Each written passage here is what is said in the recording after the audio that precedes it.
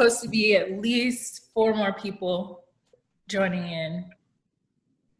Okay, so to start, we're gonna do like an around the room introduction where we're just gonna share our professional background, any business ventures we want people to know about, or passions, or any movements that we started that are connected to progressing like the Black Lives Matter movement, or just progressing America in general. I'm gonna try to put all of that in the chat room. And the most important thing I want to do about the introduction is, if there is any way you feel like you can be supported, speak about that. That way, as we play back the recording, people will kind of know how to support you. It'll be like advertisement for your own business or your own movements that you're a part of. Lastly, because this is recorded, is if there's any portion that you don't want recorded, this is kind of weird, but like raise your hand up as you're saying it, and I will make sure I delete it from the video. All right, is everybody? Okay, cool. And I think Roderick went back out again. I think he might be having some. You can't see me? Okay, no, I couldn't see you. Oh, okay. I don't even see the participants. Okay, cool. All right. Okay, so I'm gonna start off with the first introduction. So my name is Cassie Grinnell. Marquis is my middle name, so I just use that and say Cassie Marquis. I'm passionate about track and field and operations research analysis, which is basically a lot of numbers mixed with statistics and economics and things like that. When it comes to my business ventures, I won't go into too much detail because I'm still building on those, but the things that I would like to be supported on is doing this. So if you, at the end of this, if you like it, pass it on to more people, tell them about me, and then I can keep this going and make it like a once a month thing for different people. And another movement is, I started something that's called #StopTheSilence. I'm pretty sure I'm not the first to start it, but it's been influential in changing a lot of people's minds and understanding what the Black community goes through. So I'm trying to stick with facts of what's happening in people's lives so that others that are not African American can see the facts that their friends have had to deal with in America, and it kind of changes their viewpoint. So if you ever want to share a story, just put it on Instagram, and I'll probably put it in my Insta story under Stop the Silence. So yeah, that is it for me. I see Eddie on my screen, Yeah. biggest right now. Hopefully our names are in order on the chat room, because we can introduce ourselves in the order that it's on the chat room. So I'm seeing Eddie's name is after mine. All right, sure, I'll go ahead next. So right now I'm a C-17 pilot out of McCord. Biggest things with that, as far as like business ventures go, I'm a part of Legacy Flight Academy. Sorry, my dog has a chew toy. Yeah, so biggest thing, support Legacy Flight Academy, where we basically take kids, try and get them like a first flight type of deal, and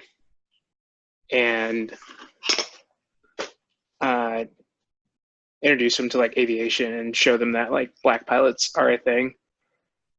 So that's probably like my biggest venture. Also, my wife and I kind of like renovate homes as well. So we're trying to get into the property business at some point, but obviously flying comes first and then everything else is second. But yeah, that's about it for me. Okay, cool. I guess we'll move on to Keenan. Okay, my name is Keenan Briggs. I'm a professional sports consultant what I do is I teach families how to use sports to get into college and give themselves more opportunity. Um, I also have a youth track and field club team called the Leap Squad Track Club. And the focus there is obviously on the surface, it's sports and doing as best you can, but it's LEAP stands for Lead, Elevate, Achieve, and Prevail. So it's teaching those 4 pillars to the athletes, understanding how to be leaders in our community, how to elevate our standards, achieve all goals you set for yourself, and prevail through all types of adversity. And what I'm adding in now, because of everything that's going on, is basically being the example of Black excellence and just excellence across all platforms.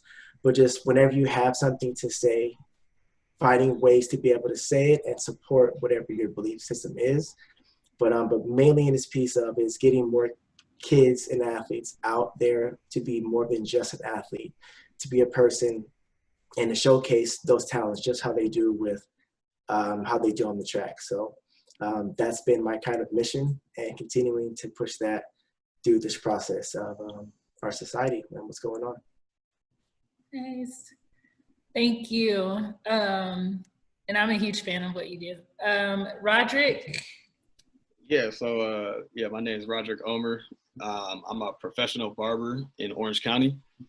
I opened a barbershop in 2015 in Orange County, and my goal was to try to give jobs back to minorities. So at my shop, I have about 8 different barbers, and they're all all minorities. And I know the struggles with, trying to find a job or, trying to get an income, especially in an area like Orange County. There's not a lot of Black businesses or a lot of Black entrepreneurs or Black people at that. So I felt it was very important to try to, bring something like that to our county. My passion is just kind of basically helping others. So like, when I first started in 2015, my goals back then have definitely changed till now, 5 years later. I feel like my passion now is just a lot like Keenan said, bringing awareness and helping others and just trying to bring awareness to people who are oblivious or ignorant to what's going on with the Black culture. I feel like a lot of people are just ignorant, they just have no idea what's going on. From where I live, again, Orange County is a predominantly Asian and white county. There's not a lot of Black people out there at all. So I feel like, it's just different areas. People have been educated differently on different aspects. As far as Black history, they didn't teach that at our schools. But they did teach, white history. I'm sure they taught that at every school. So I feel like we need people to kind of bring awareness, because there is those people out there that just will turn the other cheek, and they know it's wrong what's going on. They just don't care for change. And then we got people who just are oblivious and they had no idea this was going on. And I've had a few of my friends that are, white, or just anybody who just didn't know. They reached out to me and wanted me and asked me to explain to them like what's really going on. So so that's pretty much my professional background, passions, business ventures. Couple business ventures I got right now. I'm trying to get into real estate. I think all of us know that, having and owning some property is wealth, so that's the best way to change the narrative of what's going on with our culture. If we could tap into the real estate, that will free up a lot of stuff. And I know, I think it was Kevin, he was telling how he remodels houses and stuff like that. I think that's great. As far as movements go, I wouldn't say I'm affiliated or a part of any movement right now. I would love to be, but again, I feel like I grew up in Orange County. I've been sheltered or placed into a bubble of just, I have now, when I got older, I was able to travel a little bit and meet people from other states. And I realized, East Coast and South, it's a whole different narrative than it is on the West Coast. So now I think it's good to try to bring that to the West Coast and try to get a movement going on out here for us as well. So yeah, that's what I got going on. Gotcha. I feel like I need to somehow introduce you to my cousin, because he's out in, he's not in Orange County, but he's at least close enough, and he does a bike, well, I don't want to take up the time, but his best friend is a barber, but they do a bike ride, I think, every Saturday, and it's like all Black men riding bikes around. I see that. They doing it in Huntington Beach or Newport or something, right? Yeah. Definitely, yeah. You'll have to connect me with him for sure. Okay, I'll do that. I think Ashley Flanagan is next. Hey y'all, I'm Ashley Flanagan. So we're kind of similar profile to Eddie. Went to the same school, C-17 pilot. I'm stationed out in Joint Base Charleston, South Carolina. And so I'm a pilot, but I'm also an executive officer. So just think of the commander's secretary, doing emails, correspondence, I do that. In regards to passions, flying does take a lot of my time, but so that during this year where I haven't been flying, I've been trying to find passions, but I do like dealing with people. So I've been using that and just really, studying emotional intelligence. Went back to start my master's. Also looking into diversity and inclusion, because that's a big thing, dealing with people, and that's very needed. So in regards to movements, being in the military, it's hard to get into the political realm, even though civil rights isn't political. But I've been doing a lot of stuff with the base. So there's a report that came out in regards to military members in the Air Force, that there's this racial disparity in our justice system that came out. And so I've been working with the base and the wing commanders and working with squadron commanders to really to educate them and bring awareness to a lot of the realities that we face as Black military members. So that's been my baby that I've been working on recently. But besides that, I do some aviation related stuff and diversity recruiting for the Air Force.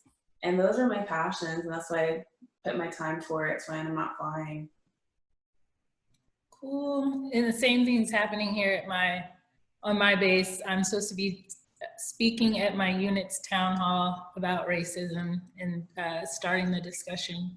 And it's only three out of 85 people that are Black in my unit. So it's gonna be interesting. Okay, I think Monica Mason is next.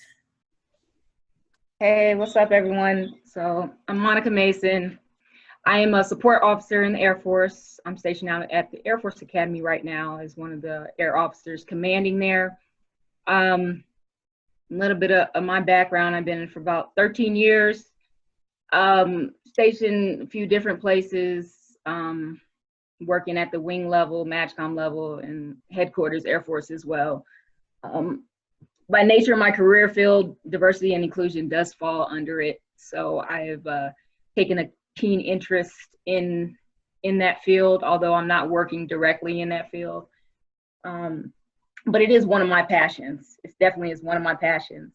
Another passion of mine is mentorship and development, which is why I'm here at the Air Force Academy now, helping shape young minds, essentially, and giving them a different perspective is one of the reasons why I wanted to come.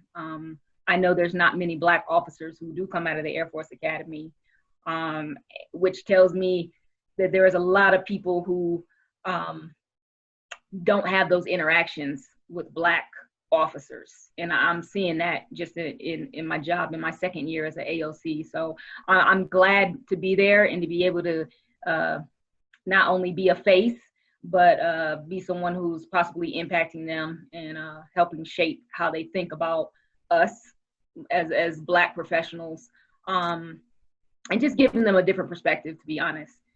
So those are kind of some of my passions. Another passion is sports. I was, you know, a college athlete. I played basketball and also played for the Air Force team, the Armed Forces team.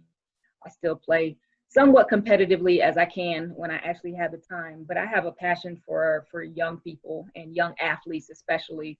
So Mr. Briggs, when you were talking about what you were doing, I'm like, oh my goodness, that's if I could have any other job, that would be it, to just help young people and teach them life skills and help them get into college, help them develop, and just grow without limitations, you know, whether it's on their mind or whether it's, you know, educational, whether it's just knowledge, stuff like that. Let's see. What else do we say? Endeavors? Yes. So a few things going on here at the Air Force Academy that I would like to inform you all about. And if you know anybody who's just a part of the alumni team or who just wants to be an ally or advocate, we started an initiative here called Triple Threat. And for those athletes in the room, you know, Triple Threat is kind of an athlete or performer who's proficient in 3 skills.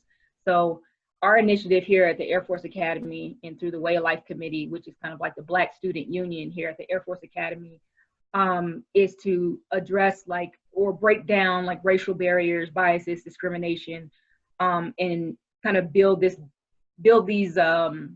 diverse relationships through 3 things: acknowledgement, action, and advocacy. So, you know, you hear the acknowledgement piece of what we need to do, right? As a community and as a nation, right? We need to acknowledge, one, that a problem exists. We need to acknowledge that we need to have these difficult conversations.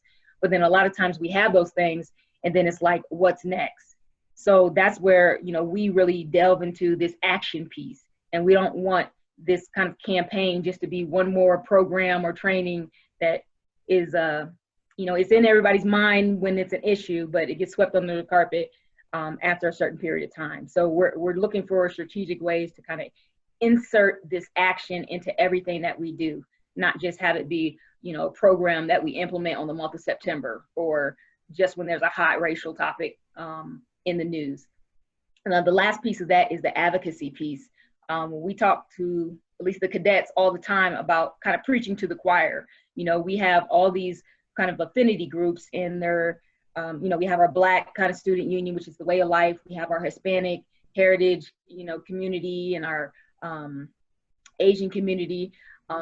But one of our goals as the Way of Life Committee, as the Black Student Union, is to educate other people on what's going on. You know, we get into these groups and we talk to each other about what's going on. We already know what's going on. And we know what it takes to fix these things. How do we get other people on board with this? So our campaign is really delving into not only the acknowledgement, the action piece, but the advocacy piece, because we need people who don't look like us advocating for us. One, because we're gonna get tired and burnt out, which I'm sure, Cassie, you just said, hey, I'm the one who's speaking at the town hall, you know, and I'm sure you'll be asked again after that. And I'm sure all of you all have had these conversations numerous times over the last month and a half. And I would tell you, I'm tired. It's worth it, right? You're passionate about it, but you're only one person. So we need advocates, and that's what we're really pushing here. This is not a minority issue. Like what we're going through in our nation is not a minority issue. It's everybody's issue. So that's kind of our big thing going on right now. And we're just looking for allies and support. I'll push to Cassie kind of our talking paper on what our initiative is and a slideshow too, if anybody's interested in taking a glance at it. Cool. Thank you. Okay, so someone else joined, but they're having issues, so I'm gonna wait until those issues are fixed, because you won't be able to hear them and they won't be able to hear us. So I want to jump into a friend of mine wanted me to read the room, which is basically, they just kind of wanted to get a feel for how everyone feels about Black Lives Matter, that movement. And I don't want to take too much time here. I kind of just want to know if anyone feels like they don't support the movement, or the movement doesn't necessarily support them. For instance, if you're, as a woman, if you feel like they're only supporting men, so you feel like they can support women more, or you feel like they can support, you know, the LGBT community more, or something like that, I will ask you to raise your hand, and then I would want to know why. But if you feel like it does support you, we're gonna leave it be and then jump to the next part of the session so we can start talking about what we came to talk about. So with that being said, if you feel like the Black Lives Movement doesn't necessarily support you, or you feel like it could be doing something more to support you, raise your hand. Okay. Hey, Cassie, sorry, I don't know how to raise my hand. I just saw the thumbs up and the clap button, so sorry. No, Oh, you just meant this. Yeah, like raise your hand. Oh. Okay, I'm sorry. So, okay, I'll be honest. I feel like there's certain pieces of the Black Lives Matter movement that don't necessarily support me or my agenda. And I think when you delve into it a little bit more, and it's not just about the surface name Black Lives Matter, because Black Lives matter to me, right? And there's several things within the movement that I do support, but there's certain things in the agenda I don't support that are buried within there. And it becomes a little bit political in my mind, in the sense where you have to support, I'm not saying you have to, but if you don't agree with same-sex marriage, or if you don't agree with conservative views about pro-life, you know, or, you know, if you have certain views, then it's almost like, well, you can't support this, well, you can support it, but it's almost like there are things buried in there that I may not necessarily support. And so when I talk to people about Black Lives Matter, I tell them to do their research. And because you're not just supporting a face, right? You're not just supporting, in my mind, like Black Lives Matter, what that statement means. Are you supporting everything else within there too? And sometimes I feel like there's an agenda behind certain things. And that's just my personal feelings about, you know, if the agenda is no kidding Black Lives Matter, then okay. But I feel like there's other things involved in there that I may not necessarily support directly. Yeah, Roger. So to piggyback off of that, yeah, I definitely agree with Monica. On a surface level, I definitely feel like Black Lives Matter is supported, but when you do, and I actually don't tell people to look deeper into the actual Black Lives Matter, because there's a lot of stuff in there, like Monica was saying, that we all probably won't support. But when it comes to just hearing the term Black Lives Matter, I honestly don't want people to look too deep into it. I want people to just hear the title and just understand that, you know, we're in trouble right now and we need help. Because if you look at it, you know, I'm sure you guys have heard of George Soros, and he's being funded by the whole movement and all that extra stuff. But again, it's about the title Black Lives Matter. That's all we want. We want people to help us and understand that our lives matter, and that we're being attacked right now. We're being hunted, and it's all a part of a plan, you know. So again, so the Black Lives Matter, I support it, but again, like when you look deeper into it, there's a lot of stuff that you're gonna be like, okay, I don't support that, but if they don't know, I'm okay with it, you know, because I want them to just understand that we matter and that they need to support us. Yeah. And to piggyback off of what you said, I feel the exact same way. The one thing I can say about Black Lives Matter is without it, we wouldn't be having the conversations that we're having right now. So it's working right now in our favor for us to take action where we're at, to be able to progress in the direction that we want to progress within where we think Black Lives Matter should be going, or where we want to to help it to go. So from that standpoint, that's where it's like, I'm glad it exists because it is forcing the conversation now. Okay, so now we're gonna get into the part that I was very excited to get into, which is understanding our community and what we go through. And I'll start it off with a question that was provided that I think will hit both men and women. And as we answer it, I kind of want to go a man answers, then the woman answers, and I want to go back and forth instead of, yeah. Okay, so the first question that I really want to address is kind of basically the one that I originally sent in the email in booking this, where I asked, what are some of the experiences, and you don't have to go into details, but what are some things from systematic or systemic racism that has affected you and the way you think about your Black brothers and sisters in the community? I can go last or I can go first. I have my own answer. If anyone else wants to go first, let me know and I'll let you go first in answering that. Okay, or I'll go first. Okay, I'll say my answer is this. I grew up in Pearland, Texas, but I only went there for 2 years because it was so racist. And my little brother only went there for 1 year because it was so racist.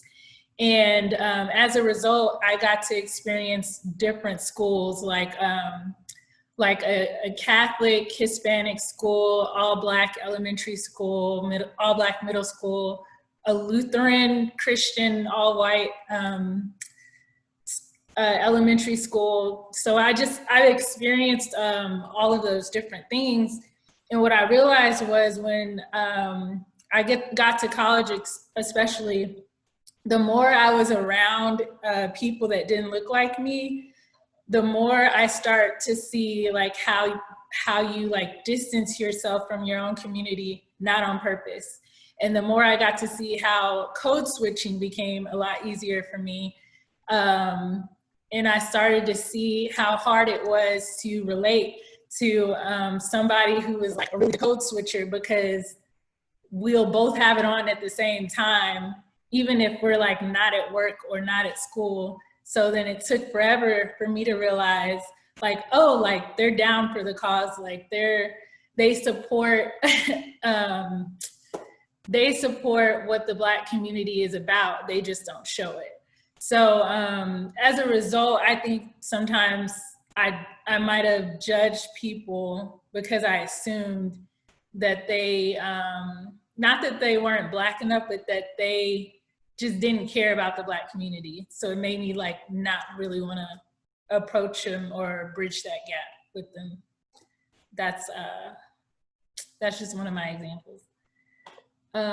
Does any of the men want to go next? Sure, I can go next. Yeah, so growing up for me, it was kind of interesting because both my parents came from, you could call it, pretty racist backgrounds. So my mom grew up in Richmond, California, back when the Rodney King movement and everything else was going on. So she dealt with that and also went to an HBCU as well. And then my dad grew up in Colorado, but same, grew up in a predominantly white neighborhood, but was pretty systematically ostracized for the most part. And even when he got his practice, so he's a nurse practitioner, even when he got his practice, a lot of people kind of discredited everything that he did, but he's kind of worked his way up through the ranks. So for me, it was a lot of, both my parents didn't want me to grow up with that. Therefore, they kind of kept me out of ever seeing it, I guess. So I was pretty sheltered, I'm not even gonna lie. Even in high school, my mom was strategically placed inside of the school board to try and keep me from ever having to see it.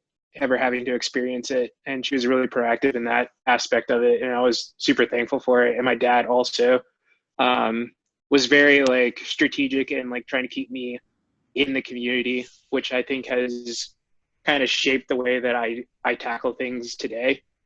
So like even going to the academy, going through everything, like I understood that I wasn't fully like immersed in the culture, but I knew of the culture. So it was like I could relate to somebody even though I didn't particularly like act a certain way, which I thought was helpful. And then also I can look back on it now and I can talk to just about anybody about progressing, making goals, doing about anything. And so I think that aspect was super beneficial to me.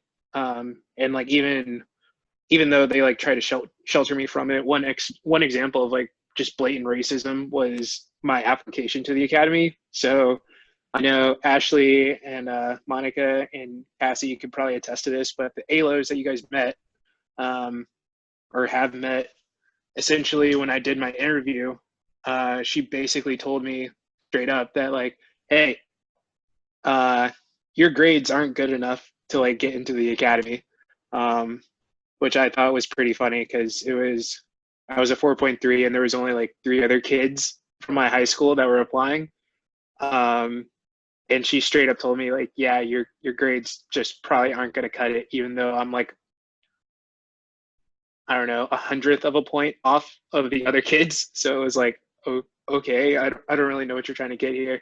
And like SAT scores, everything was practically the same. The only difference was I was trying to go for sports and they were trying to go for academics. But I mean, that was probably like the biggest difference that I saw growing up. Same thing happened to me. And then I think Ash, okay, cool. Yeah. Hey all. So my parents, I've got, similar backgrounds. My parents, they're straight Black. They're from Beaumont, Texas. Grew up there, born and raised there. And then my parents got married when they were really young. My mom was 17, dad was like 19. But my dad joined the Air Force. And so he enlisted in the Air Force, therefore he moved to middle of nowhere places. So I was born in Altus, Oklahoma, middle of nowhere. It's like right down the street from Tiger King. And then I lived in Spokane, Washington for the longest time. There was like 6 Black kids growing up from pre-K to 6th grade, and one of them was my brother. And so I was like the only Black girl for the majority of the places I lived in, and I had a culture shock. Moved to Dayton, Ohio, where Dave Chappelle's from. The skit from Dave Chappelle is like, it's true. That was a culture shock for me. So that's kind of what I grew up in. And I was considered an Oreo growing up in Dayton, Ohio. I lived there for 10 years before I went to college. And actually, yeah, I lived there for 10 years before I went to college. And so that's how I grew up. I was multicultural. I was Black, my parents were Black. And they taught me, our culture and stuff. But when I went to school, I had to code switch and learn how to adapt to people in the local area.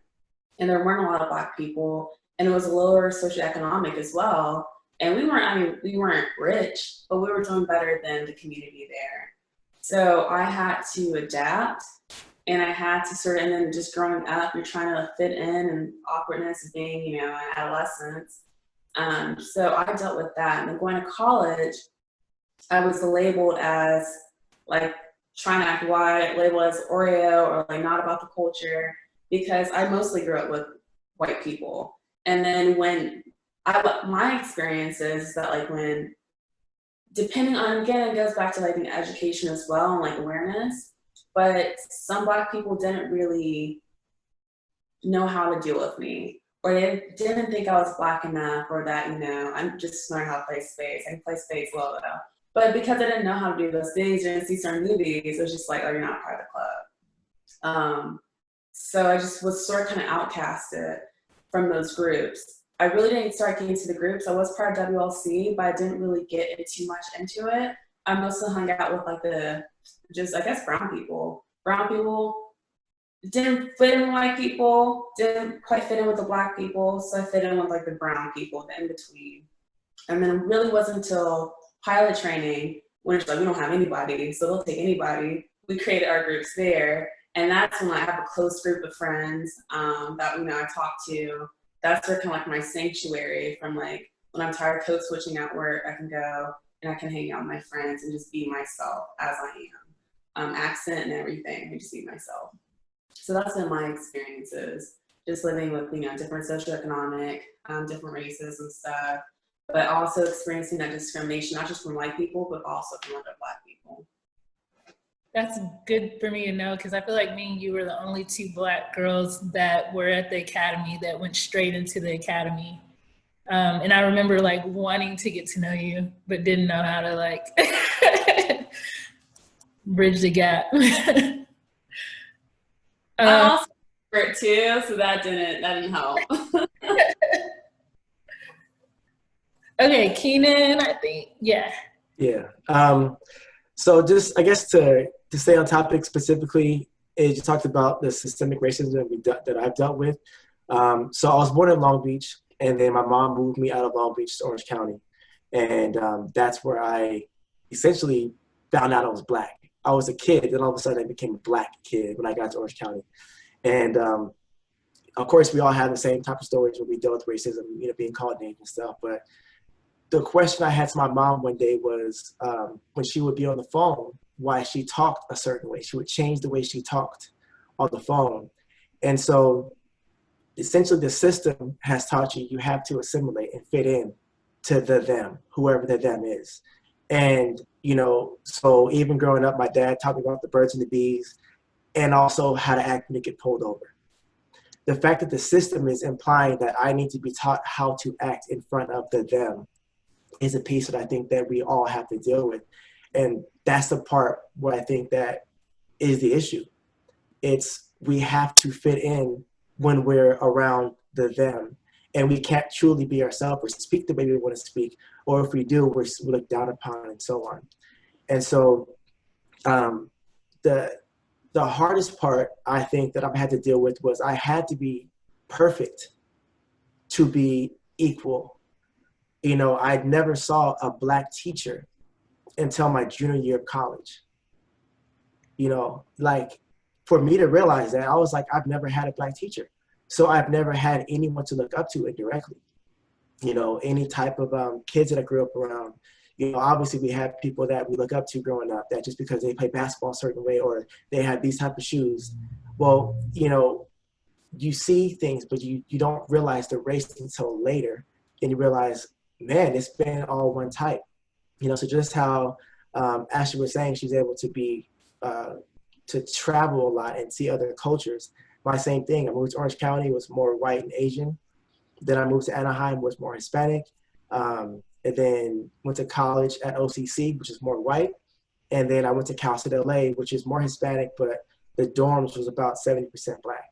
So I've been able to be a part of all communities. But the piece that I think that I was taught was, yes, I had certain groups where I was being told I was negative or in the negative light, groups that I was praised. But at the end of the day, it's I created my group, you know, my friends and my society.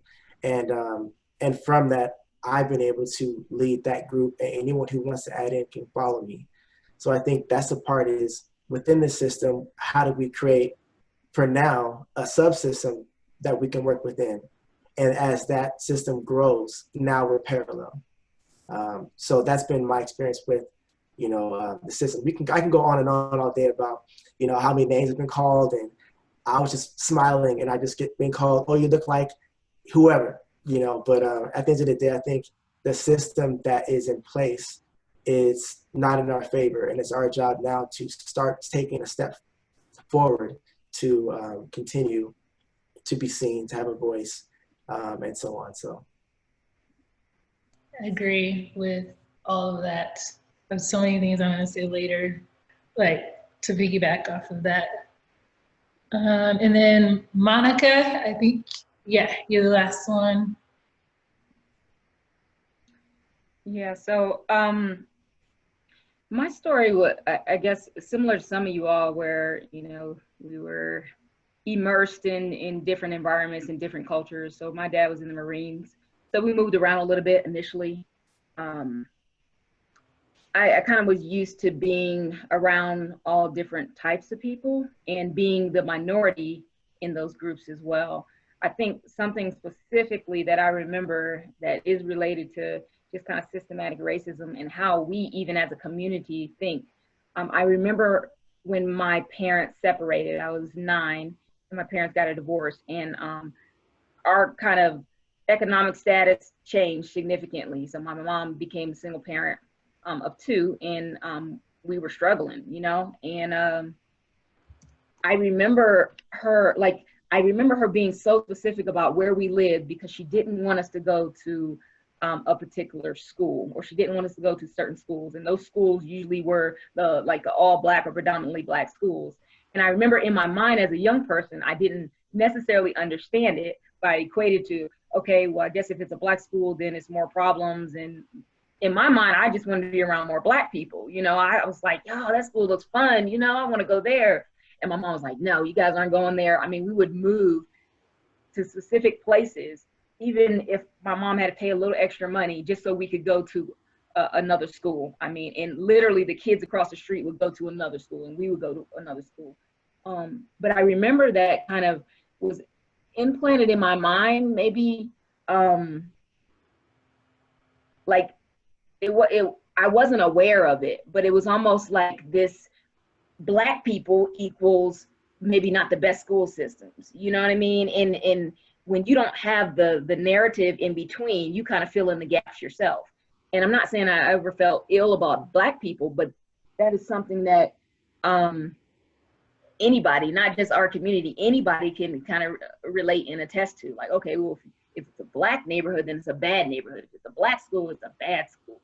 Or you're not going to have the best teachers, which some of these things are true, right? But it's not because we're Black. You know, there's a lot of other factors that go into that. But just my experience, just like I said, in school, usually, you know, one of few Black people, you know, on teams, the same thing on my basketball team all through high school, there was 2 Black people on the team, me and another girl. When we got a third, we were like, yes, another Black person, you know? So when I went to college, it was kind of the same thing. So I didn't necessarily see racism in a way. My parents weren't necessarily about the culture. They were really conservative and Christian. So we were already different from other Black families anyway. We didn't listen to, you know, hip hop. We didn't listen to this. We didn't do the things that other Black families and my friends did. So we were already in our own little kind of separate subculture. But when I got to college, it was the first time I really experienced, I think, what I thought was racism. I saw 2 people doing the exact same thing, but one person, me, being treated differently than the other person. And it's happened over and over and over again. And I said, well, what the only difference between me and that person is that I'm Black. And I started equating that. I'm like, well, that doesn't make sense. It doesn't make any sense to me. And for someone who had never experienced racism, in my mind, at least, I'm sure I had experienced it. I just hadn't seen it. I wasn't aware of it. But to know that, you know, to know that you're experiencing racism, not having grown up with the delineation, you know what I mean? Like you knew it. That was eye-opening for me.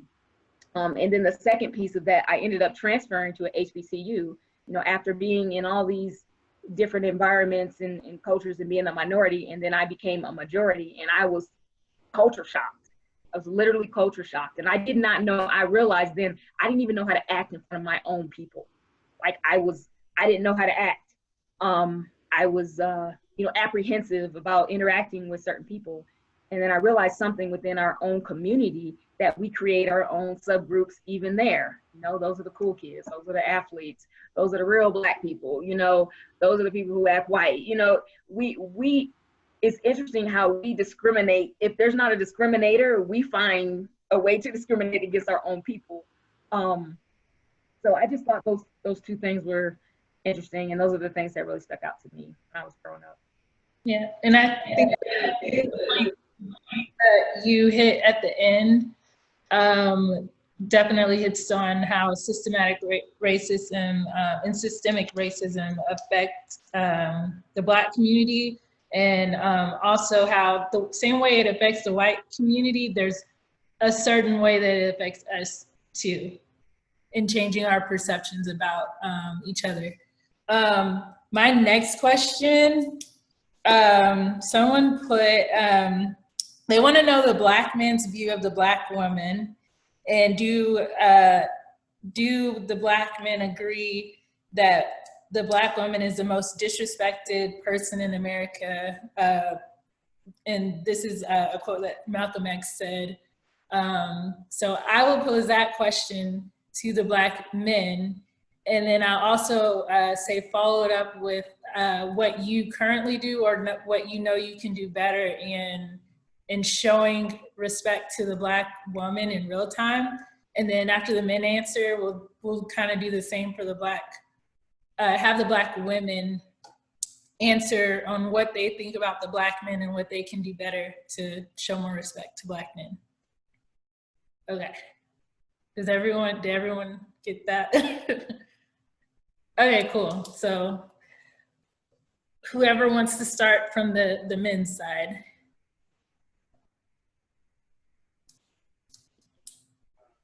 Okay. So I believe the question is, do Black men think that Black women are the most disrespected women in America? Was that the question? Yes, that was the first question of the subset of questions. Okay, and then what was the second question? Yeah, basically, if you agree that they're the most disrespected person in America, and what is your view of the Black woman? Okay. And then lastly, what do you do or can you do to show respect to the Black women that you come across? So, okay. So I definitely do feel like Black women are the most disrespected women in America. I feel like, we've all heard people say like, oh, the darker the skin, people run from it and stuff like that. And it's just like racism automatically hits them harder because of the color of their skin. What can we do to change that? Well, I think one of the main things we can do is just uplift each other. I'm sure you guys see a lot of like Black King or Good Job Black King or Good Job Black Queen going around right now, and it should always go around.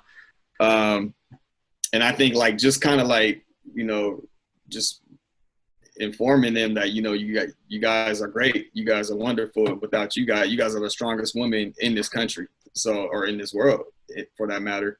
You guys deal with everything, and handle it gracefully. So as far as like I think the last question was, what are you doing personally to help?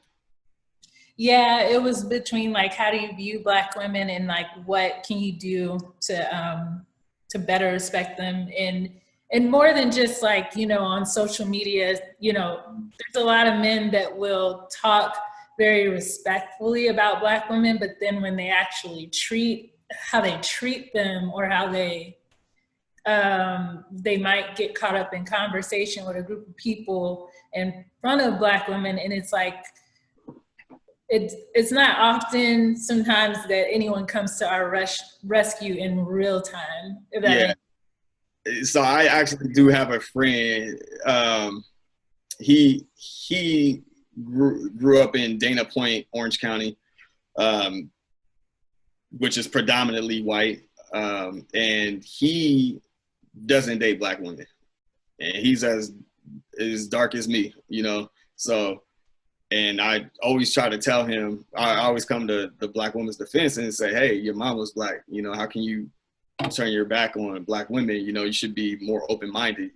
And it's, again, if you guys have never been to Orange County or never came out here, it's tough for Black men to date Black women out here because there's not really a lot of Black women. I didn't go to my first HBCU, or not HBCU. I didn't go to my first homecoming until 2016. I didn't even know homecomings existed until like 2011, So that's what I'm saying. It's a bubble. It's a bubble out here. And again, so it's kind of like you have to kind of educate yourself in order to learn. So when he always would talk like that, I would come to their defense and just kind of try to tell him, like, you should be more open-minded. Don't be so closed off and closed-minded about stuff like that, because, you know, just because you haven't found a black woman out here that you like, doesn't mean that she doesn't exist. It's just the area that we live in doesn't really have that option. So I think the last thing was, I'm sorry, I keep forgetting. It was just like, how do you view Black women? Which I think you might. Oh yeah, I view, you already know, I view Black women as queens. You guys are great. Like, I love Black women. I actually prefer to date Black women myself. So it's and I guess I might be a little closed-minded too, because I don't like to go to date like white girls or anything like that. Not that I can't, but I don't feel like I relate to them, and I never have, even though I grew up in Orange County. So I always felt like I was different because I was that Black guy that, you know, I got along better with Black people than I did with white people, if that makes sense. Yeah, makes sense. Okay, I'll just say one thing that just popped into my mind too. That I was watching a show, and one time a guy said that his mom, who was obviously a Black woman, told him not to deal with the anger or, you know, emotions if a Black woman is emotional. And so he grew up thinking that every time a Black woman showed any type of anger or emotions, he's just not going to deal with it. So then he'll go and date a white woman and he'll let her show all the emotions, but it's not triggered in his mind the same way. And so I feel like also, even if there are some Black men that definitely support Black women, it would be nice as a Black woman to have our emotions at least, like, you know, if we're coming at it from a controlled perspective, at least have our emotions acknowledged and not just, you know. And, to be honest, I personally haven't really seen a lot of what we're talking about. I haven't really seen Black women getting disrespected by black men at all. Besides that one friend that I have, I told you, like, he grew up in that area and he's weird. So outside of that though, I haven't really experienced that. So it's kind of like tough for me to talk on that subject because I haven't really seen it too much. That's good news for me. Okay, I guess the next guy that wants to go. Thank you, Roderick. You're welcome. Okay, I guess I'll say, so like me, I'm like a researcher. Like, I analyze and I do a lot of research first. And so I try to look at from the shoes of women, even though I'm not, try to figure out like as close as I can. And when I think about Black women, and we think about our generation, we grew up with 1 in 4 Black men that have been in jail or will be in jail in their lifetime, which means that 1 in 4 relationships were broken up, which means that the women had to not only raise their kids, but raise Black men. And so when you think about the workload, for example, even with my mom, had to work, you know, make sure I was fed and go to work and come back and then still be a mom. And she was young, you know, do her life and all those things. I don't think we as men understand what women do on a daily. You know, we may be doing things physically and whatever else, but there's so much of the emotional side to it that we as men don't understand. So when you put that into consideration, Black women are the strongest because they have way more factors to deal with than anyone else when you look at the stats and numbers. And I looked up a stat, I believe it was the 2010 census, with the average Black male's net worth was about $4,000. The white male was about 100,000, and then Asians were about 70, which means that women were on average about whatever percent, 30, 40% less than those numbers. So now you're looking at the average net worth of a woman being less than, $2,000 or $3,000, which when you put it that way, we're already at this negative place and having to work out of the hole to be successful, to be embraced, and et cetera. And so my viewpoint is, my viewpoint is you have to understand what someone's going through and then base what you perceive of them based on that. Just as a little kid might draw a painting and it looks like a little kid drew it, but they're a little kid. So you receive that picture as a gesture of love versus comparing it to a Picasso or some type of super high art form. It's like, no, this is 100% of them. And so understanding that. And so I think what to do next is, for starters, just compliment each other, period.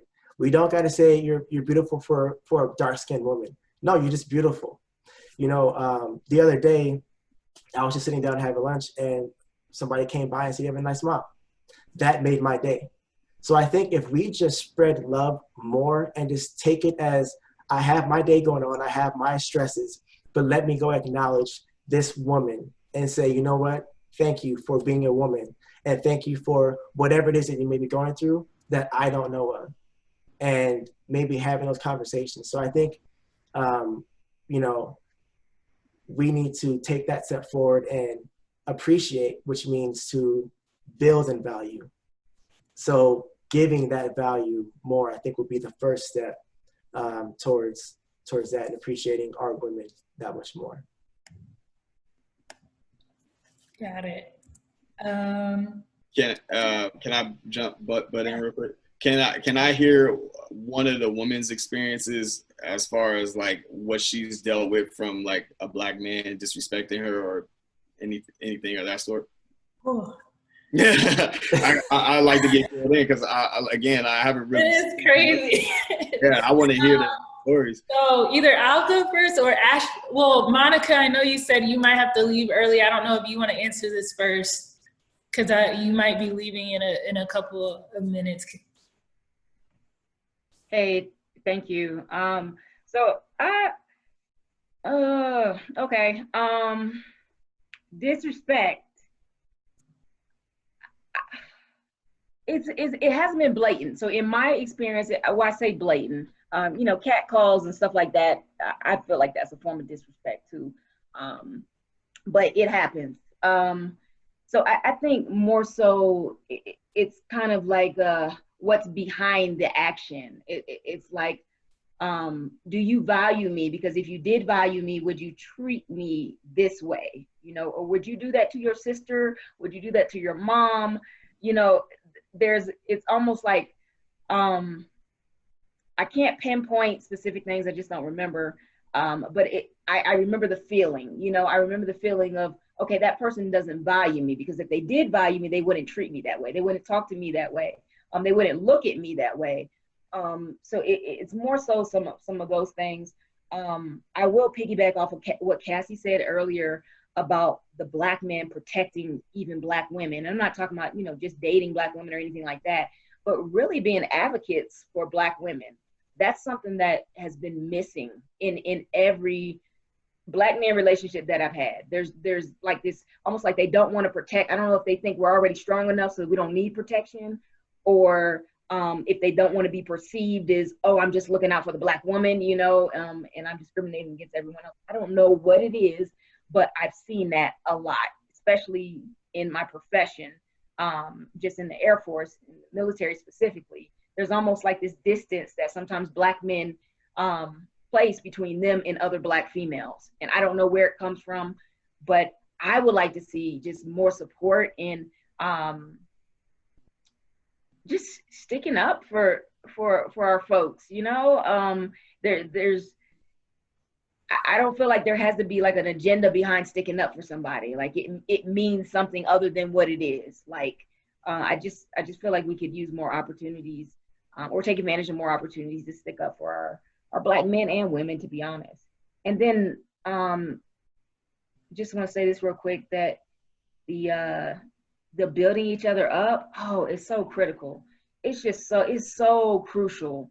And, you know, we talk about it like within, I don't know if you guys talk about this in your men groups, but us as Black women, we talk about building each other up, because you talk about systematic, you know, racism and things that have separated our community and separated even our gender within our community. Black women, when it comes to comparing ourselves to each other or competing with one another, you know, so with the male and female relationships, I feel like it's kind of the same thing. We got to find a way to build each other up without feeling like, okay, I'm trying to hit on you, you try to hit on me, or there's something else there. Like, can we just give each other a compliment? Like Keenan said, you know, can we just build each other up without an agenda behind it? So I would like to see more of that, just amongst the genders and within our community. And it's fine if you're talking to each other. It's just more of, you know, whether it's coming from a genuine place or it's coming from a, I just want to have sex with you and that's it, or whatever place. I guess, Ashley, you want to go next, or, okay. So growing up, the biggest thing I heard was just like my dark skin, like, oh, you're pretty for a dark skin girl, or you know that.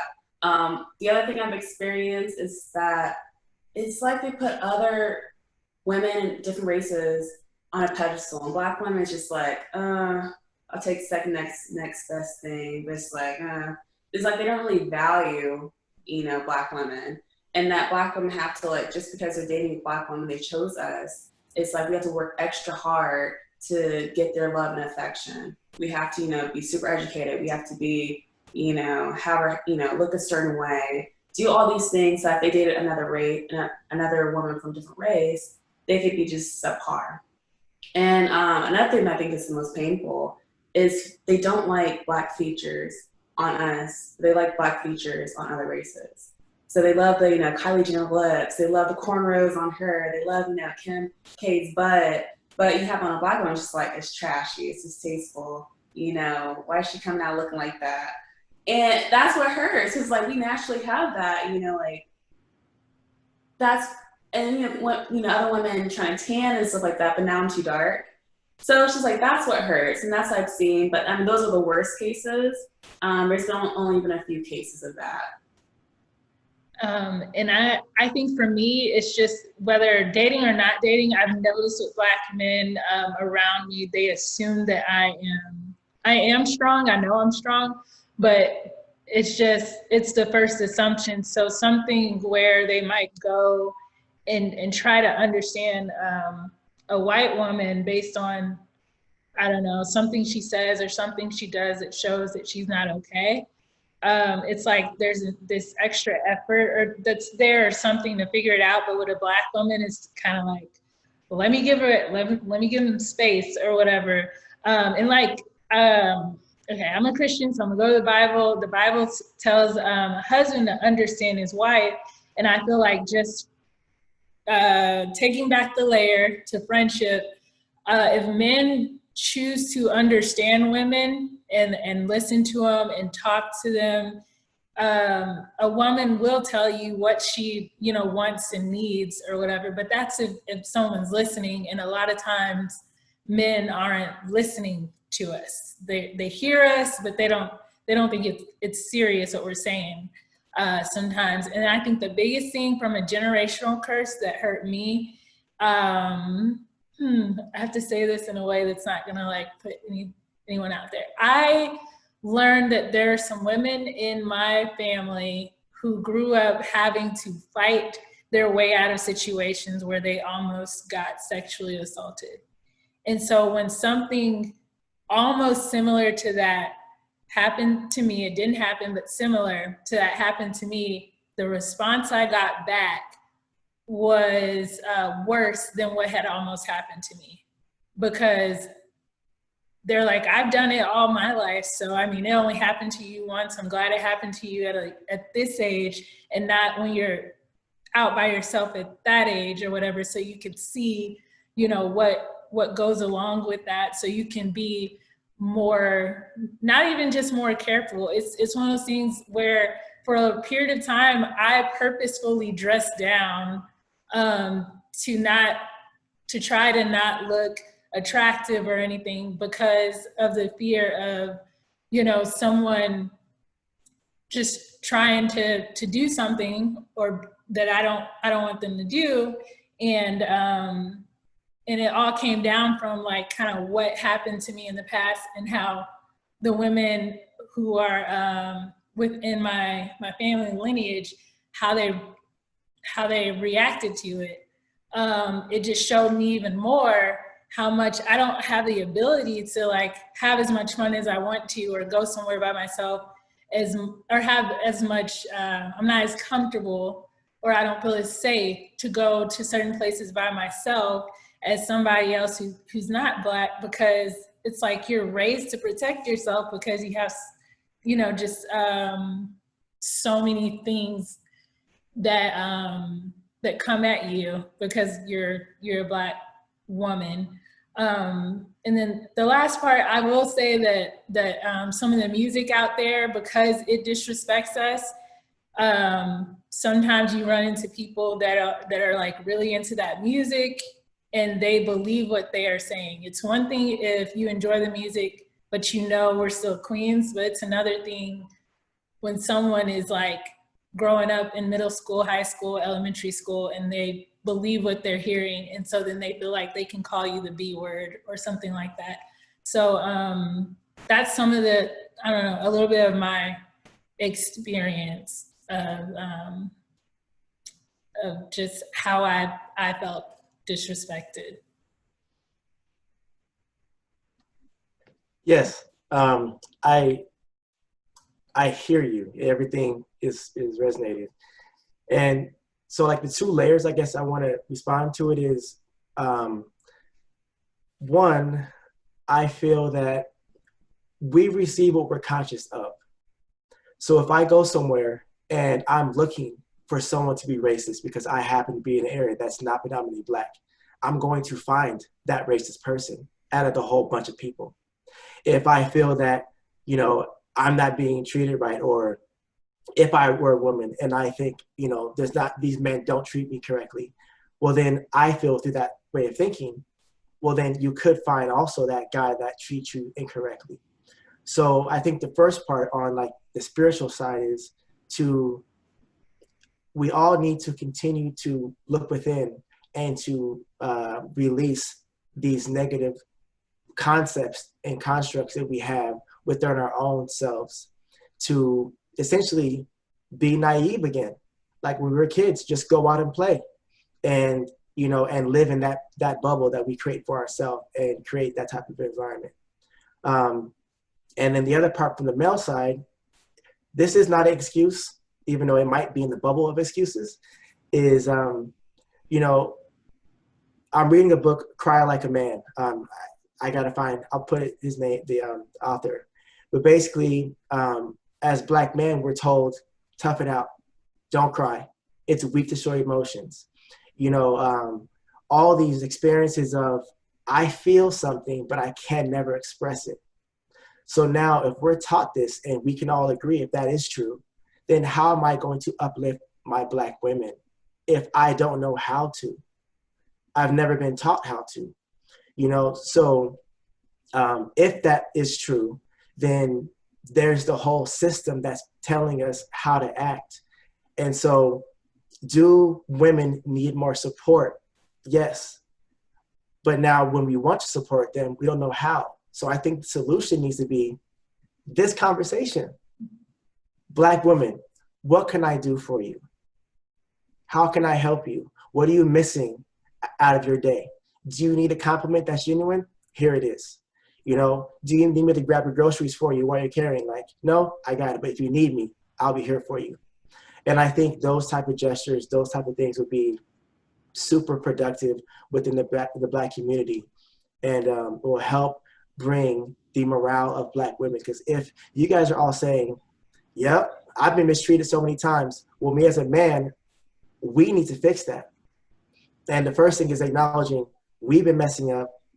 Well, how do I do it? How would you like me to love on you as a Black woman? And then I'll do what I can and keep passing that on. And Keenan, how you said, you know, try to uplift each other and stuff. I know I've been out with you a couple of times where, you know, you just try to pay a compliment to a woman and it kind of, you get backlash for that. It's like, well, you know, I wasn't trying to get nothing out of it. Like, they just ignore you and just walk away. Like, I wasn't even trying to holler at you or nothing. I just wanted to pay a compliment, show some love, you know? But I feel like after that happens so many times, because nobody likes rejection. Nobody likes getting turned down. Nobody. What's that? Oh my God. Okay. So yes, that's something Black women need to work on, because we're taught to be safe so much that just like we get over sexualized, we in a way over sexualize Black men, because we assume they're always coming at us a certain way. And sometimes you could tell me, sometimes Black men assume that we're coming at them a certain way when we're trying to be nice. But going back to the Bible, I had to think about this, like how much God is disrespected, but he still stands. And I hate to say this because I'm not a man, but like, just know that when you run into a real one, like a real woman that will appreciate it, she's gonna love it. So it's like, just like stand in the good habits that you already have, because somebody's gonna come along and they're gonna appreciate it, and eventually they're gonna appreciate it times 10. So it's like more practice. And us as Black women, we gotta work on accepting compliments or accepting love from people that we might not know. And we can't allow ourselves to prejudge based on what systematic or systemic racism has like put in our minds about Black men. Right. And it's like it just keeps going in circles, because then you got those guys that do disrespect Black women that, you know, hey, come over here, let me holler at you, or then fuck you then, you know, stuff like that, you know. So, and then when the next guy does come and he is actually trying to pay an honest compliment, he gets rejected because she dealt with the other guy that was acting a fool. So, which makes him not want to pay nobody no compliment no more either. So it's like a broken record. Yeah. It's Caleb, and I know Eddie hasn't spoken. Caleb, are you trying to speak, or are you still just listening in? Maybe not. Yeah, I'm just listening in. Okay, cool. My cousin, he's a really good rapper. Like, I think he's a really good rapper. But anyway, he just here to spit a few bars for us. No. Only we gotta move on to Eddie. Caleb, if you want to. I guess just piggyback off like everything that everyone's already said. I do feel that Black women do have it harder, especially like military side. I've definitely seen that time and time again. Like, if I think that I'm having a crappy day, then literally I can just find someone. Like, I had a first sergeant on deployment that literally got hell for almost everything, and I couldn't understand why. Like, she was doing hands down the best job that I've ever seen, and just getting shat on for no apparent reason. Like, she was my best friend, and I always like tried to like help her out best I could, but it was blatant. Like, I couldn't even quantify like how bad it was. But I think for me and what I've experienced, the best thing to help is truly just like inclusion, not seeing them as Black women, not seeing them as like you have it worse off, but understanding like where you guys are coming from, and then giving you guys like the seat at the table. Like, if somebody's going to say, oh, well, but she's Black, and it's like, okay, what's your point?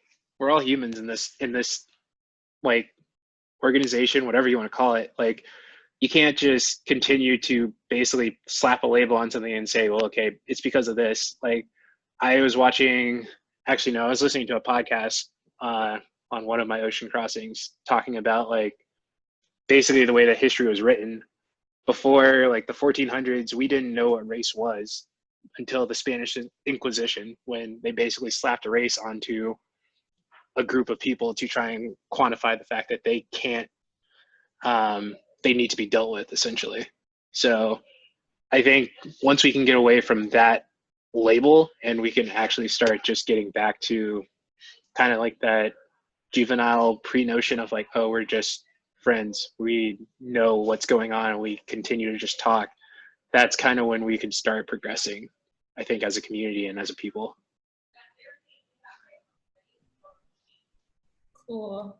And I can say to one, to answer what Keenan's question, and then also to piggyback off of what you said, I can say that luckily for me, my first job, I was surrounded by majority Black people in the Air Force, but I saw how my unit was treated. It was a lot of stuff going on with that because I used to work in DC. A lot of messed up stuff happening, from someone coming in the office and calling the people that work for me the N-word, and I wasn't there to be able to like shut it down or whatever. So he got away with that.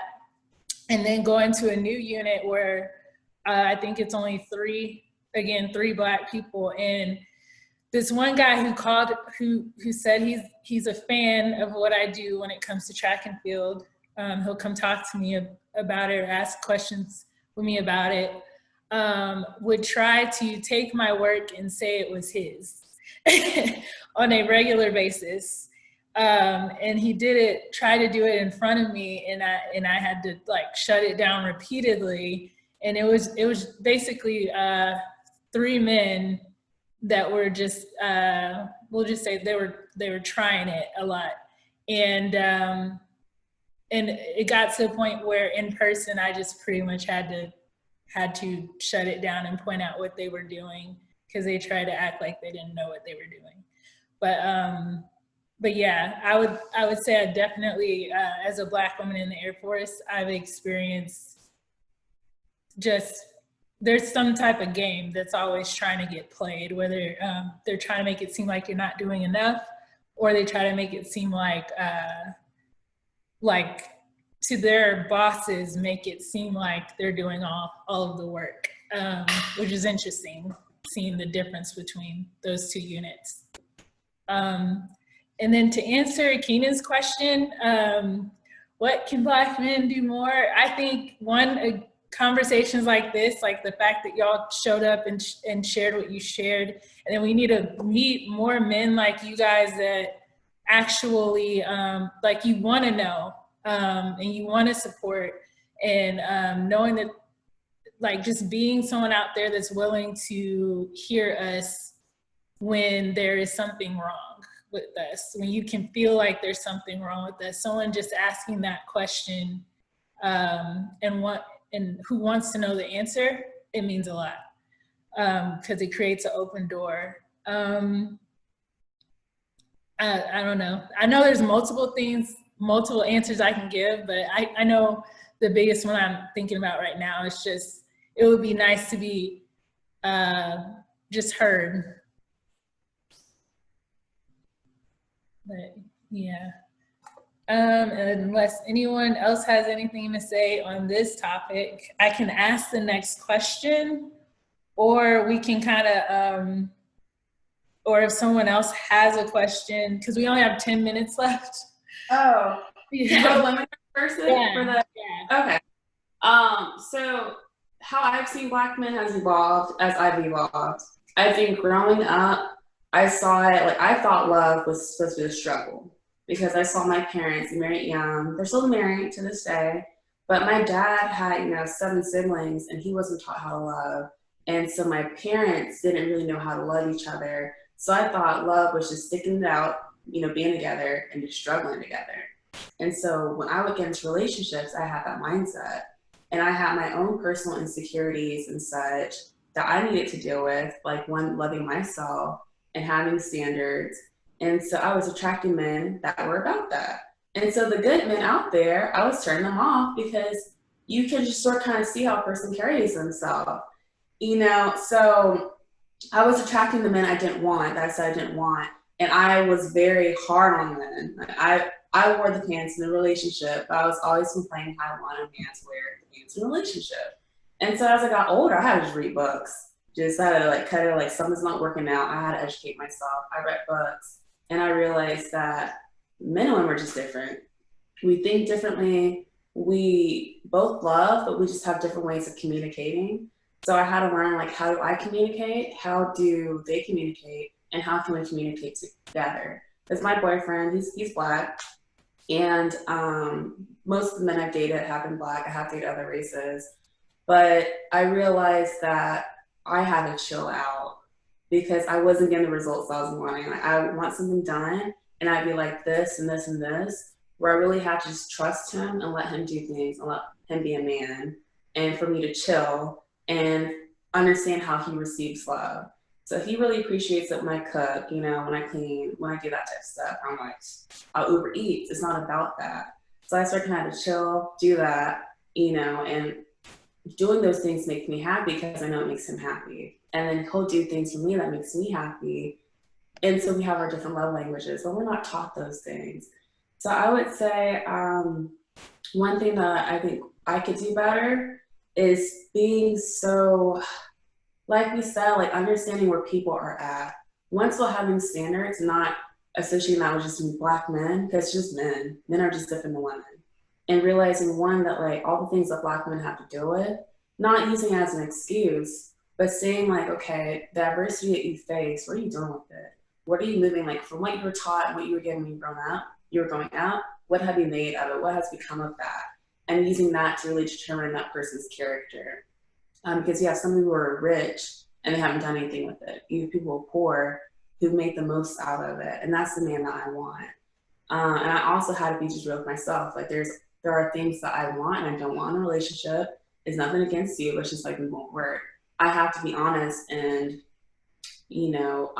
strong enough, just say that, not wasting anybody's time in regards to dating and hurting people. Hurt people.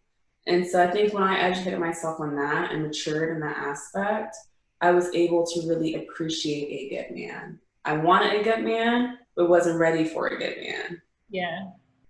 I think I went through that same process where I learned to let a man be a man and whatever I want, know what I want, but definitely can't pressure somebody to be what I want them to be, if that makes sense. Get to learn who they really are.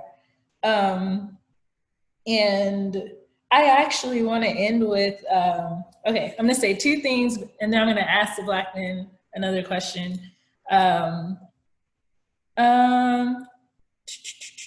So Roderick said something earlier that made me think about this. A few days ago, I thought about like someone should come out with like a Black-owned businesses like website. There's probably one already out, but there's not. Like, I'm just throwing that out there. That way, if somebody sees this video and they want to run for it and do it, I think that would help the Black community tremendously to just go to like a quote unquote Black Yelp or whatever.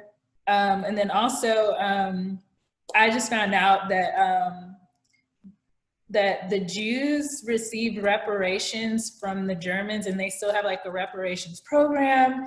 And so when I'm kind of done with like blaming the Black community for like, if someone looks at a Black business and they're like, oh, that business is tacky or this is tacky. It's like, I'm done with blaming the Black community for quote unquote not being able to pick ourselves up from the bootstraps, because especially on top of many other reasons, especially after knowing that Germany still has like a reparations program where they're giving Jews reparations that we never got or whatever.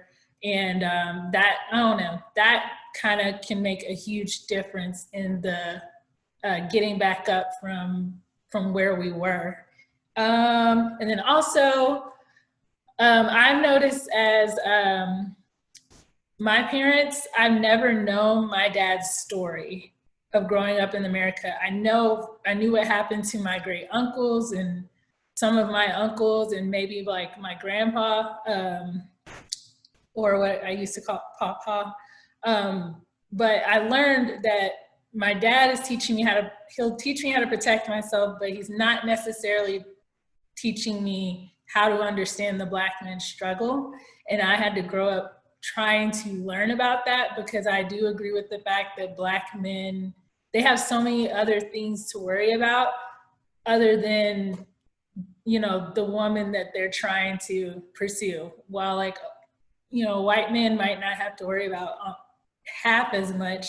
So he's able to give more energy to the woman that he's pursuing. And there's just a difference in the path they have to take to be in becoming men. That's just completely different. That just allows for different things when it comes to friendships and dating and things like that. With all of that random stuff that I just said, my next question to the men is, as we're, I guess, about to close out, is how can we as Black women uplift you and support you, whether it's like acquaintance level, friendship level, or more? Just what are your thoughts on that? I think you guys pretty much hit it right on the money. It's just communicating. I always felt supported by the Black women. So maybe I'm just, ignorant to the situation, but I never really, or maybe I just didn't notice, you know what I mean? But I never really seen or felt disrespected by the Black women. So if anything, I felt like she respected me the most. So my experience might be different than others, but outside of the little situation I told you about, like if you try to pay somebody a compliment when you're out and they kind of ignore you, that's just the only type of situation I dealt with. So yeah.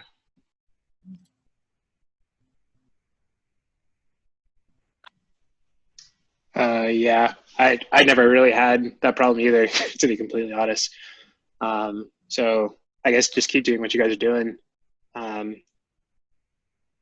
Yeah, I honestly can't even think of a time besides like, I think maybe understand us a little bit more. So like, I know like in college, like you guys probably saw it a lot. Like I would literally just bum it out. Like I was not trying to impress anybody, but I think knowing like where I'm coming from and knowing like, hey,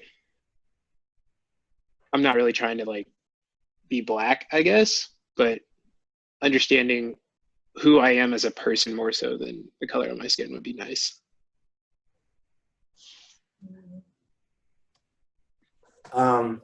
I feel it's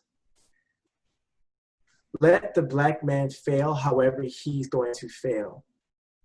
And instead of being the nurturer you guys are with, I see you going the wrong direction, let me help you not do all that direction. It's like, I know where I'm going. I'm going to bump my head. When I bump my head, can you please be here to help heal the wounds?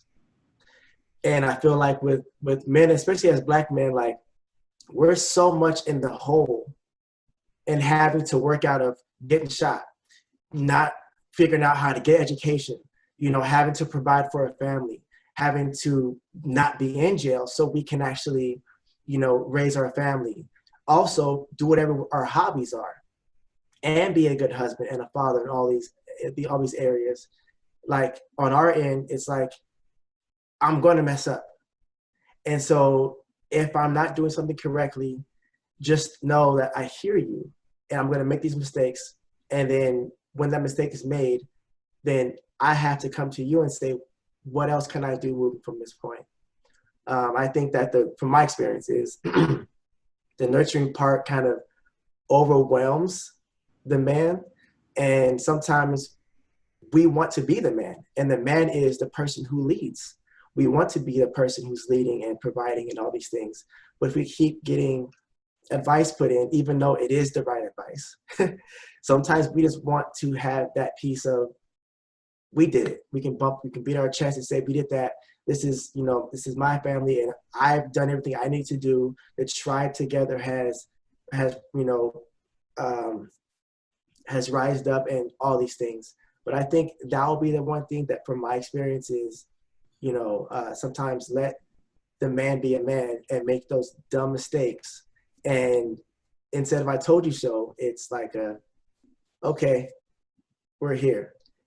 And here's some suggestions that I said before, but I'll say it better this time or for you to hear, and we can go forward from there. That's my personal experience that I've kind of dealt with.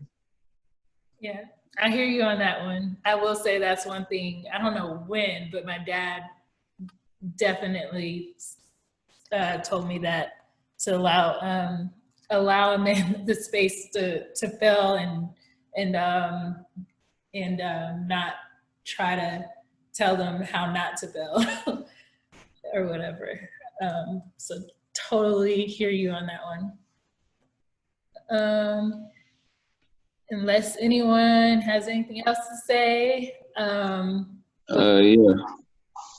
Just real quick, tap in on that. I don't think necessarily that the Black women disrespects or it's like a respect thing. I feel like Black women can categorize us at a certain aspect, you know what I mean? Like minimize the Black mind as a Black man. So like as far as like an entrepreneur mindset, I don't feel like a Black woman can see Black man being an entrepreneur because they so used to seeing a white man being an entrepreneur and making it and being successful. If I'm making sense here. Yeah, that makes sense. Because I'm looking back to, again, when I was in college, when I wasn't around majority of people that look like me, and then you meet different men, especially that are entrepreneurs. And I think just in our society in general, there's a way that you look at a white entrepreneur versus the way that you look at a Black man, and you automatically start thinking about how easy one person's road is going to be and how almost astronomically hard the other person's road is going to be, and then you start making judgments based off of that sometimes. So I agree. I think Ashley wanted to say something. Oh. So I wanted to add something to that. I think, just from my own personal experience, I would if I was on Bumble and I saw like two, a Black man and a white man, and they had an entrepreneur then, I would be more fearful of dating that Black man, even though they have the same title. And it took me a while to understand that. And I think it's because growing up, I had an insecurity. And again, I think why you have to know yourself when going into relationships is you have to know what baggage you're bringing to the table. And so a message I would say for Black men is sort of kind of understand, who we're dealing with. Also understand what you're dealing with, the Black woman that you're dating or talking to. I had an insecurity because I saw my parents struggle. And so I did everything in my power to not struggle. So, I would try to go to school, managing my finances and stuff like that. So when I'm looking for a partner, I'm looking for a less risky partner. And for that, in my mind, that was a risky investment. And so it comes from fear. So a lot of times we hear the angry Black woman or emotions and stuff like that. A lot of that's fear. A lot of that, the anger and stuff like that. When I get angry, it's because I'm scared. It's because maybe I'm hurt, and it's coming out in that way. And I think sometimes we get distracted with those things. We don't actually ask, why do we do some of these things, and what is that rooted in? And some of it does stem back to these broken households, systemic racism and such. But it took some maturity on my part to sort of understand why do I have certain reactions to certain situations.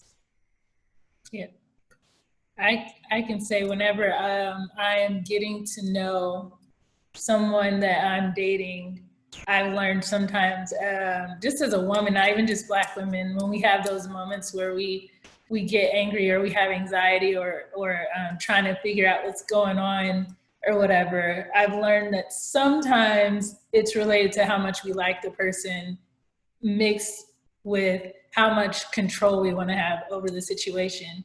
And so it's not their fault, and we shouldn't get angry at them because we like them so much that we want them to be there more often. That was something that I learned like a while ago, but it plays into sometimes being angry for no reason, sometimes for no good reason. Can I add in something?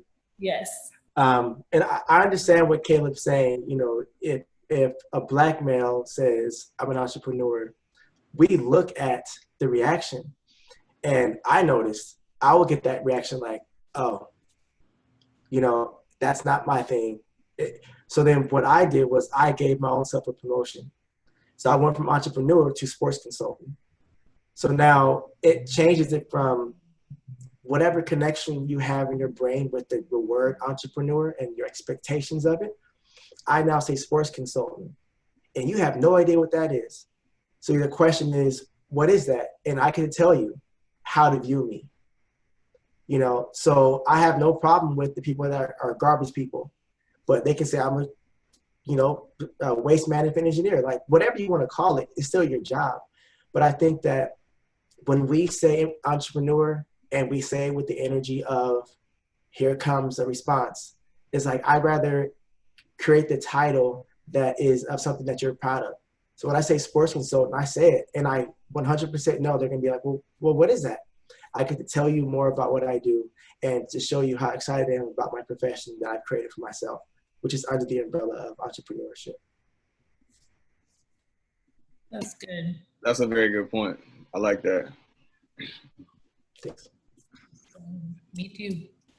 Because title is everything, right? And it's like, it's almost like a debate where you say the word and then you define the word at the beginning of a debate to get everyone thinking on a certain viewpoint. I don't know why I thought about that, but Definitely gives you the opportunity to open the door to learn me. Gives me the open space to let you know that I know what I'm talking about. Let you know that I'm professional. Exactly. So anybody listening in on this, that was like a really important statement. What Keenan said, I think. Okay, so now that we're pretty much at the end, unless anyone has anything to say, I was just gonna say, let me know if there's any part of this again that you don't want, put out there, then I can delete it. And then also if you guys have, if you wanna do it again, send me an email. If you have advice of how it could be done better, send me an email or speak it here now. But yeah, just wanted to, before we close out, give an open floor to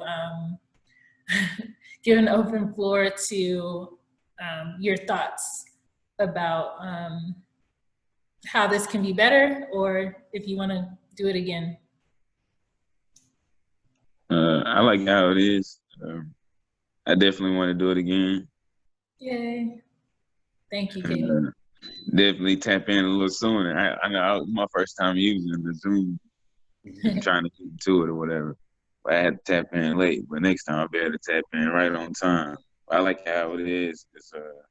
It gives you opportunity to speak on a lot of topics that a lot of people don't speak on. You know what I mean? Especially as us, with our Black voices. You know what I mean? Yeah. Yay, sounds good. I'll hit you up.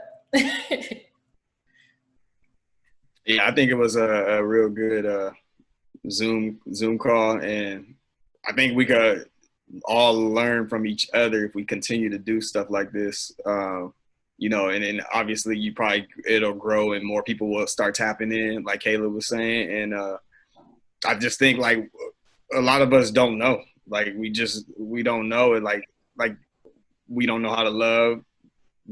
Maybe because we never experienced love ourselves, and we don't even know that we don't know how to love. So we never would look deeper into that. You know what I mean?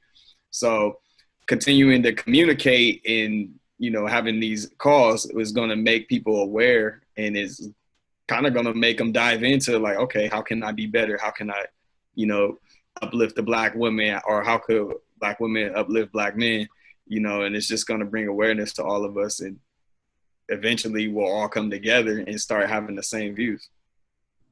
I agree. I guess to add on to that is just how we talked about before, how we had the concept of Black Lives Matter. And then we had Morgan and Roddy talked about how when you dive into it, you see different things that you may or may not agree with. But I think that goes to the same conversation. Right now, we're Black lives. And we came together with our different opinions when it comes to male and female, and we're both understanding that we're saying the same thing, but we're also not saying the same thing. And so that conversation makes the Black voice that much stronger. So I think this is a huge platform to continue growing and developing. And, you know, it's like saying, if we're going to work together, I need to know what you're about and who you are. And then if we agree on 10 things and not 5, perfect. Let's move on these 10, and we'll talk about these 5 later on to figure out, do we agree, disagree, and so on, and move forward with all 15, whether it's for or against, but still move forward and speak louder. So thank you for this. Really appreciate it. You're welcome. Thank you for joining in, all of you. And anyone having us, for real. It was good. We definitely have to do it again. Yay. I will be reaching out soon. It's going to be a second wave. Let's go. I'm gonna try to include some of my friends that need to hear this stuff. You know, some more Black men, you know, that way we all start connecting all together. Yes, that will be amazing. The more Black people from the community, the better, to get different experiences and everything. Anyone else, Ashley or Eddie? I thought it was good. This is a great platform, like everyone keeps saying. And kind of like Roger was saying, I'll definitely like try and include some more people from the area to get in on this conversation. Awesome. Just send them my email or my Instagram. Yeah, I thought it was good. I think just, you know, the exposure and just like hearing different voices, just talking about these issues. Because right now we're talking, you know, about Black Lives Matter and like directing our energy towards that. But we still need to heal as a community. We still talk as a community and work within ourselves. And so I think like, you know, a venue like this where you have the recording, people can look at that. They can see different people. Maybe they can relate to someone, you know, from the OC or like, you know, someone from Colorado. Just having that different exposure, because I think with the media, you get a narrative and people buy into that narrative, and growing up, you have to see it to be it. So you don't see it, you know, it's harder to be it. So this is great. Thank you for doing this. Awesome. Well, thank you guys. I will let you go and enjoy your Monday. Yeah, it doesn't feel like a Monday to me, but enjoy your Monday. Thank you again for joining in, and then I hope that we can talk in the future, and yeah, and enjoy this conversation again. Nice. Thanks. Good. Yep. See you guys. Thanks. Hey, guys. Peace. All right, bye, everybody. Bye. Yeah.